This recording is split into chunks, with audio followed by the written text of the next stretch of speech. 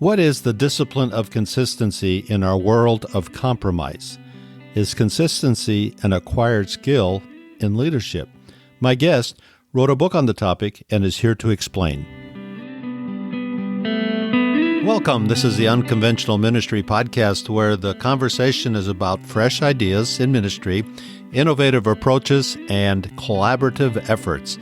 I'm your host, Dennis Weens, Vice President for Ministry Partnerships at Sat7 USA.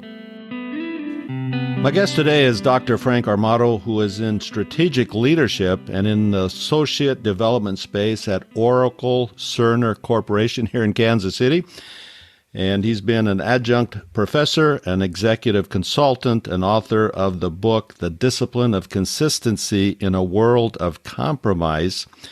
In addition, Frank is active in his church and in the leadership of various ministries. So welcome, Dr. Frank Armato, to the Unconventional Ministry Podcast. Well, thank you, Dennis. It's a joy and a privilege to be with you today. Thank you for having me. And I'm intrigued by the title of your book, and I think we want to go right to the point, The Discipline of Consistency in a World of Compromise. That's pretty interesting. So let's start with this world of compromise. And you've been in leadership your whole career at various levels, but you noticed something in leadership. It motivated you to write about it. What are you talking about when you talk about this world of compromise? Yeah. Great question. You know, as a leader, and I think each of us are leaders in some capacity. You don't have to have the role of a leader, a director, vice president, manager in your title to be a leader. I believe if you're a spouse, if you're a parent, if you're a friend, you are a leader, and in some capacity or another. And it's really imperative that we don't take that particular characteristic for granted. A lot of people that are more introverted say, I would never be a leader. I don't have the skill sets or not equipped with the experience to be a leader. But that's far from true. In fact, that's a ploy of the enemy as well. I believe that we're always in a learning state as leaders, and we need to really position ourselves, whether that be learning scripture, being available, being approachable to people. That's a sign of a leader, believe it or not. Your availability, our time is one of the biggest assets that we have in our quiver day to day, personally and professionally. And our availability to people as leaders really showcase that authenticity. That is actually one of the pillars within the book of authenticity, of being authentic and being real with people. And we talk about that compromise aspect that you allude to in the title. This is a world of compromise. I mean, we are living in end days. I mean, I think everyone would attest to the fact that if you turn on your TV on any type of news outlet, you'll see that there's a lot of compromise going on in each facet of this world, whether you're in business, politics, religion. I mean, you fill in the blank there. And then you get it micro down into the family aspect of marriages. Compromise is a lot. There's a lot of infidelity going on. Social media has created a lot of this as well, this compromise with porn and distractions for spouses to be engaged in certain things that they probably shouldn't have, which kind of taps into character, right? That overall kind of mantra of who you are when no one's looking, right? So character is very important as well in leadership for us to model the way with consistency. And that's a discipline, Dennis, that I talk about in so much that it's always resonated with me, that consistency characteristic, because if you peel the onion, consistency is a discipline that manifests itself in just about each facet of our life, both personally and professionally. Let's say, for instance, from a personal standpoint, if you want to lose weight or become healthier, okay, it takes consistency with your diet. It takes consistency in exercise. It takes consistency in having the right meal preparation, portion control, things of that nature. that consistency takes time. And we're living in a society that wants things very quickly. Okay. We want to make sure that we have something immediately. We don't want to work for it anymore. And so much that, people will compromise. So what do I mean by that? Imagine if you do want to lose weight or get your health, I want to lose 30 pounds, let's say, for instance, which might be a fair scenario right now. But I do go to the gym. But if I went to the gym one day a week and kept looking in the mirror, not seeing progress, and kept my same eating habits 6 days of that week and only watched my diet one day and looked in front of the mirror and did not see any results, I shouldn't be surprised. It takes consistency, 3, 4, 5-day workouts, and consistency with my diet each day. So Right. that consistency in making sure that you're disciplined, and for instance, with losing weight, becoming healthier, it takes time. And I think that's one of the nemesis of consistency is compromise, So right? compromise is at Yep. every level, just like consistency is at multiple levels. Compromise is affecting us at just about every level as well. So we really got to work on that. That leads me to another question, Mm-hmm. and you've alluded to it. Is consistency an acquired skill? Or is consistency the result of core values? I know you talk about 10 pillars. Mm-hmm. Talk to us a little bit about this consistency. You can't just decide, okay, 2022, this is going to be my year of consistency. Doesn't work that way, does it? Yeah, I think you answered your own question. Absolutely not. In fact, it takes work. I don't think we ever arrive at consistency. That's something that we need to model each and every day and hone our skills to that discipline, because consistency is definitely the high road. Compromise is easy, right? And so, I mean, your question is spot on. I mean, consistency is something that takes work. It's a discipline. And you talk about consistency. I like to use the metaphor as an athlete in my book as well. I was really blessed and fortunate to play football all the way through college. And, we had what's called two-a-days. And any athlete that's listening to this podcast that'll resonate with someone and conjure up thoughts of sweat and dirt and losing a lot of weight in the mid-August, where you have all this equipment on, football pads and things of that nature, and practicing 2 times a day, usually in heat that's 90 degrees and above. But it's that consistency, that discipline that gets you ready for the game. And we start all the way in August. It's not the week before our first game.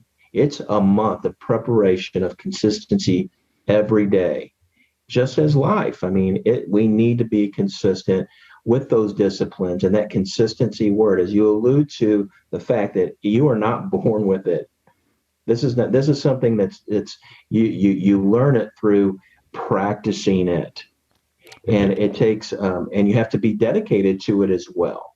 What are some of the obstacles or hindrances to developing consistency? Because I think people listening, I would think we all want consistency, but there's obstacles, there's challenges. What are some of those that you've noticed?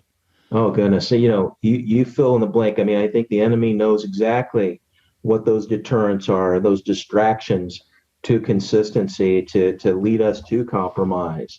I mean, we all have an Achilles heel, and that's why it's so important, as Ephesians alludes to, that full armor of God each and every day. We need to be buckled up, and we need to make sure that all of our armor's on, that we have no kinks in it, because the enemy will find those areas of vulnerability that all of us have in our lives and will manipulate in those areas and tempt us with compromise.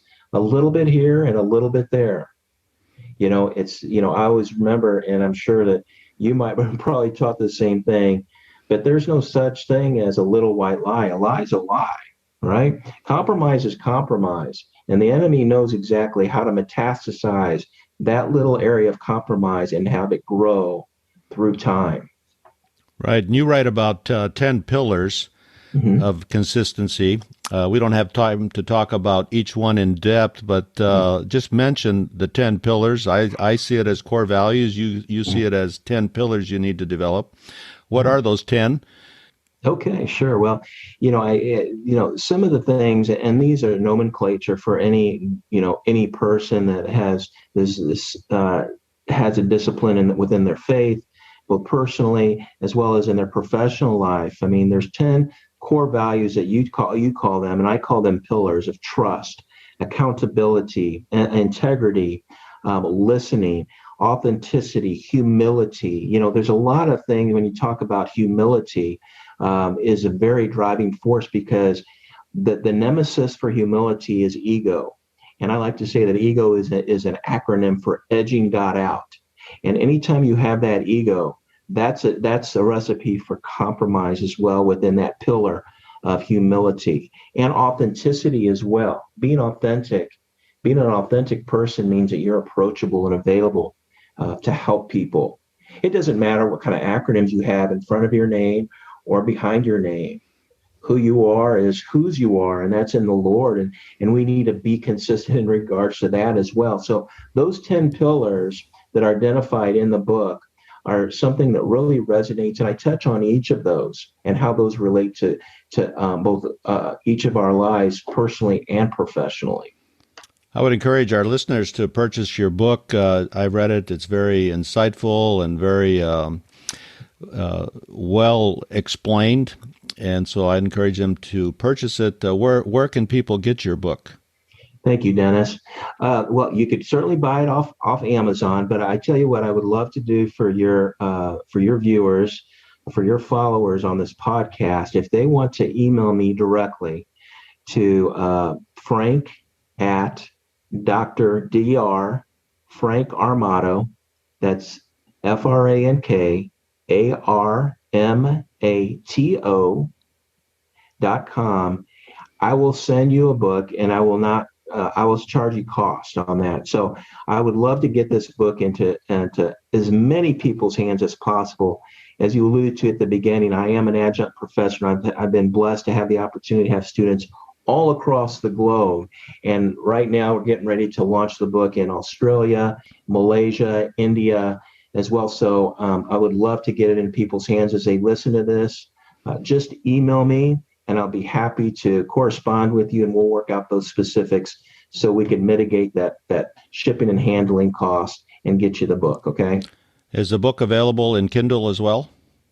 It is not, but it soon will be, Dennis, by popular demand. Okay, because shipping it into the Middle East, where we got a lot of listeners, it'd be a little hard to ship it, but if we can download it through technology, makes it very easy and available to people. So I encourage you to get the book, Consistency, The Discipline of Consistency in a World of Compromise. And you have a website as well with a lot of resources, and then you do consulting work. Talk a little bit about your Ethos Center of Excellence. Oh, thank you, Dennis. Yeah. So Ethos Center of Excellence is leadership development and coaching, personally and professionally coaching practice that I have. So you can look at that, www.ethoscoe.com. So the COE stands for Center of Excellence, a shorter URL. So ethos, ethoscoe.com. And you could look and learn about some of those services that we render to corporations, organizations, nonprofits, as well as individuals as well. And then if you need any other personal resources, I have a personal website that you can feel free to download some of those resources. And you could, if you get on www.drdrfrankarmato.com, you'll be able to see all those resources as well on there. Okay, you mentioned Australia, Malaysia, and some of those others. We, of course, SAT7 works across the Middle East and North Africa. Do these 10 pillars, are they applicable across cultures, across languages? They're applicable in corporate America, but they're applicable to somebody in leadership, for example, of a Bible study or in a Sunday school, or they transcend different divisions, right? Oh my goodness, they sure do transcend, and there's the intent of the book itself to reach all nations. I mean, it's just like the gospel, and you'll find that it's just not a book. I mean, I'm pretty deliberate in regards to sharing key Bible verses that support these 10 pillars, as well as a couple other. We talk about a victim mindset. And making sure that we're not caught up in that, because that's one of the enemy's ploys. Real briefly, I was born, I never knew my real dad. And so I wanted to be the best dad that I could for my kids, my 4 children. And so instead of being a victim and using it as a crutch in life and keeping that vicious circle going, I knew early on that I wanted to make sure that I was going to be a great dad. And so I really spent time in prayer, learning, having great mentors in my life that really would help me carry me along in regards to being that godly dad. And so these pillars resonate across cultural divide. As I shared with you, being an adjunct professor, I was blessed firsthand in knowing what those barriers to entry are and what does resonate. And it's so wonderful to see Dennis be on a Zoom call and pray with people all the way across the world in real time of serving the same Jesus. So these 10 pillars will resonate just as Jesus is our Lord and Savior. These 10 pillars will help build, support, and encourage you on a daily basis. Well, thank you, and it's been great having you on, and I encourage each of you listening to share this podcast with others so they can learn about these 10 pillars and learn about consistency in a compromised world. And I'll put the notes and links and places where you can get more resources on leadership that Dr. Frank offers. And again, it's been fascinating, and there's just so much more in the book we don't have time for. Our time's up. But again, thanks for joining me on this Unconventional Ministry podcast. I appreciate it. It was a blessing, Dennis. Thank you for having me. In our changing world, there are more ways than ever to do ministry. Sat7 as a broadcast media ministry is changing how ministry is done. Through innovative approaches, collaborative efforts, broadcast satellite television, web streaming, and social media, Sat7 is making a difference. Visit Sat7 online today at sat7usa.org to learn ways you can be a part of this kingdom work. If you've enjoyed this conversation, please share it with your friends.